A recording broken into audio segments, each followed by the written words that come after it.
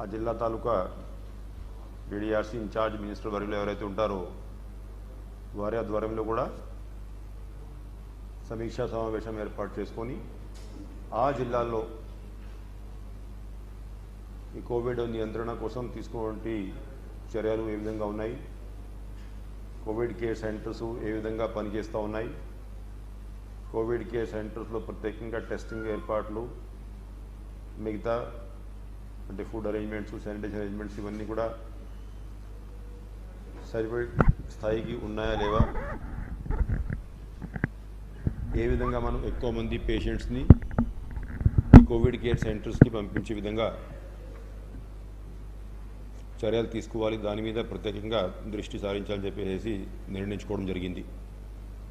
దీనికి కావాల్సినటువంటి ఆదేశాలు జిల్లా కలెక్టర్లందరికీ ఇవాళ సాయంత్రం పంపడం జరుగుతుంది. అదేవిధంగా కేబినెట్లో ప్రత్యేకంగా మన రాష్ట్రంలో ఏ మండలాల్లో అయితే ఒకే పిఎస్సి ఉందో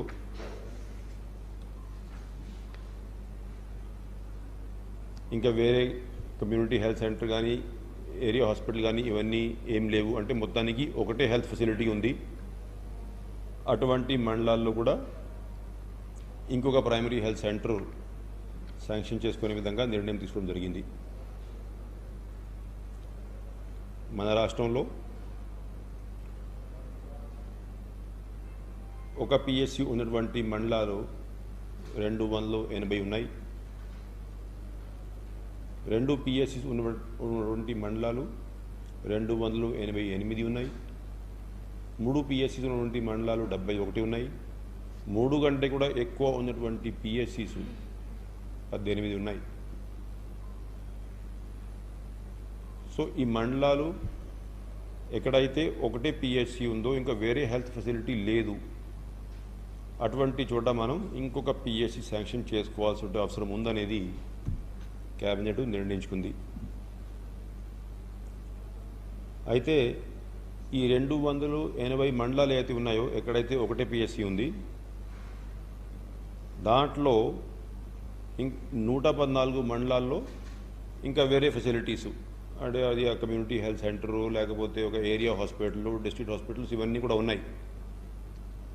సో అవి మినహాయిస్తే దాదాపు 166 మండలాలు ఉంటాయి ఎక్కడైతే ఒక పిహెచ్సి ఉండి ఇంకా వేరే హెల్త్ ఫెసిలిటీ లేదు.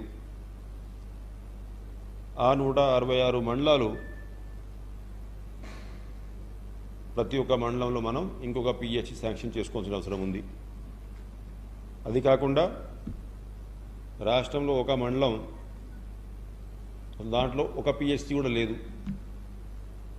వేరే హెల్త్ ఫెసిలిటీ లేదు, ఆ మండలంలో ఇప్పుడు మనం 2 పిహెచ్సి శాంక్షన్ చేయబోతున్నాం. ఎందుకంటే ప్రతి మండలానికి మినిమం 2 ఉండాలనే ఉద్దేశంతో. అదేవిధంగా కొన్ని ట్రైబల్ మండలాలు ఉన్నాయి, 7 మండలాలు ఎక్కడైతే వేరే హెల్త్ ఫెసిలిటీ ఉండి కూడా అదనపుగా మనం పిహెచ్సి శాంక్షన్ చేస్తే బాగుంటుందనేది భావించాం. అటువంటివి 7 మండలాలు మనం కవర్ చేస్తూ ఉన్నాం. దానివల్ల అంటే మొత్తం కలిపి 176 కొత్త ప్రైమరీ హెల్త్ సెంటరు ఏర్పాటు చేయడానికి ఇవాళ నిర్ణయించుకున్నారు. దానికి మొత్తం అవుతున్నటువంటి ఖర్చు, నాన్ రికరింగ్ ఖర్చు ఏదైతే ఉందో ఈ బిల్డింగ్స్ ఇవన్నీ 346 కోట్లు నాన్ రికరింగ్ ఎక్స్పెండిచరు. అది కాకుండా ఆ స్టాఫ్ ఇవన్నీ పిహెచ్సికి ఇప్పుడు స్టాఫ్ రిక్రూట్మెంట్ ఇవన్నీ చేసుకోవాలి. ప్రతి ఒక్క పిహెచ్సికి మనం 2 సివిల్ అసిస్టెంట్ సర్జన్సు ఇవంతా మనం చూసుకుంటే స్టాఫ్ నర్సు, ఎంపీహెచ్ఓ వీళ్ళందరూ కలిపి మొత్తం కలిపి వివిధ కేటగిరీలో 14 మంది ఉన్నారు. సో దాని మీద అయ్యేటువంటి రికరింగ్ ఖర్చు ప్రతి సంవత్సరం 165 కోట్ల రూపాయలు ఉంటుంది. సో ఈ రికరింగ్ ఖర్చు చేయడానికి అదేవిధంగా 346 కోట్ల రూపాయలు నాన్ రికరింగ్ ఎక్స్పెండిచరు ఈ 176 పిహెచ్సి శాంక్షన్ చేయడానికి ఇవాళ క్యాబినెట్లో నిర్ణయం తీసుకోవడం జరిగింది.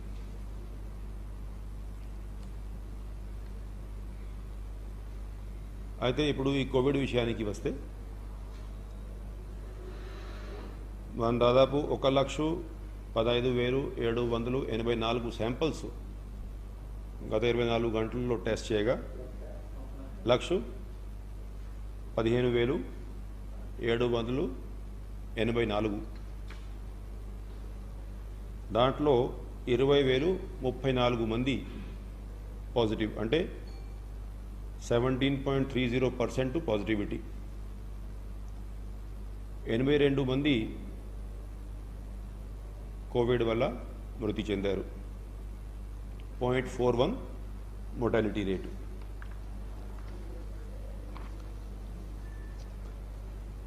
అదేవిధంగా కోవిడ్ కేర్ సెంటర్స్లో ఇంకా కొంచెం దాదాపు 1,000 మంది ఇంకా చేరారు.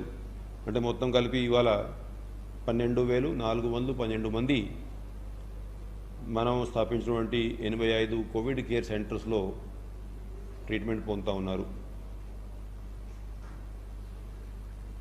ఓవరాల్ మనం పరిస్థితి ఈ ఐసీయూ బెడ్ అవైలబిలిటీ ఇవన్నీ చూసుకుంటే డిశ్చార్జెస్ కొంచెం పెరిగాయి. ఎందుకంటే ఇప్పుడు ఆ డిశ్చార్జ్ ప్రోటోకాల్ ఆ కలెక్టర్ అందరూ కూడా దృష్టి పెడుతున్నారు కాబట్టి రోజువారీగా కొంత ఎక్కువ మందిని మనం హాస్పిటల్లో అడ్మిషన్ ఇచ్చేటువంటి పరిస్థితి స్లోగా ఏర్పడుతుంది. ఓవరాల్ మనం రాష్ట్ర వ్యాప్తంగా 6,319 ఐసీయూ బెడ్స్ ఉంటే మధ్యాహ్నం 12 గంటల వరకు 5,743 మంది హాస్పిటల్లో ఉన్నారు. అంటే దాంట్లో ముఖ్యంగా ఏ అయితే ఖాళీలు మనకి కనపడుతున్నాయి దాంట్లో ఎక్కువ కర్నూలు జిల్లాలో 533 బెడ్స్ ఉంటే 300 మంది ఉన్నారు. 233 బెడ్స్ ఐసీయూలో అందుబాటులో ఉన్నాయని చెప్పేసి జిల్లాధికారులు తెలియజేశారు. ఆ తర్వాత ప్రకాశం జిల్లాలో కూడా 68 బెడ్లు ఇవాళ మధ్యాహ్నానికి అందుబాటులో ఐసీయూలు ఉన్నాయని తెలియజేశారు. మిగతా అన్ని జిల్లాలు గుంటూరు 0, నెల్లూరు 0, విశాఖపట్నం 0, శ్రీకాకుళం 2, అనంతపురం 7 అట్లా అంటే తక్కువ సంఖ్యలో బెడ్స్ మిగతా జిల్లాల్లో ఉన్నాయి. అదేవిధంగా ఇప్పుడు ఆక్సిజన్ బెడ్స్ కూడా ఒకసారి మనం చూసుకుంటే గత 3-4 రోజుల్లో మనం చూస్తున్నాం అది కూడా దాదాపు 70% కెపాసిటీ యూటిలైజేషన్ స్టేజ్కి వచ్చాం. 21,858 బెడ్స్ ఉంటే ఆక్సిజన్ బెడ్స్ దాంట్లో 20,108 బెడ్స్ మధ్యాహ్నానికి అంటే మధ్యాహ్నం 12 గంటలకి 1,750 బెడ్లు మాత్రం రాష్ట్రం అంతా కలిపి అన్ని హాస్పిటల్స్ కలిపి అందుబాటులో ఉన్నాయి. దాంట్లో కూడా ఎక్కువ బెడ్స్ మనం చూసుకుంటే 557 బెడ్స్ చిత్తూరు జిల్లాలో ఉండేవి. ఆఫ్టర్ దాట్ విజయనగరము ఒక 200 బెడ్స్, మిగతా అన్ని తక్కువ సంఖ్య. బహుశా సాయంత్రం కల్లా అది కూడా తగ్గిపోయి ఉంటుంది అనుకోండి. ఇంకా ఈ మామూలుగా ఈ రెమ్డెసివిర్, ఆక్సిజన్ ఇవన్నీ సప్లై చూసుకుంటే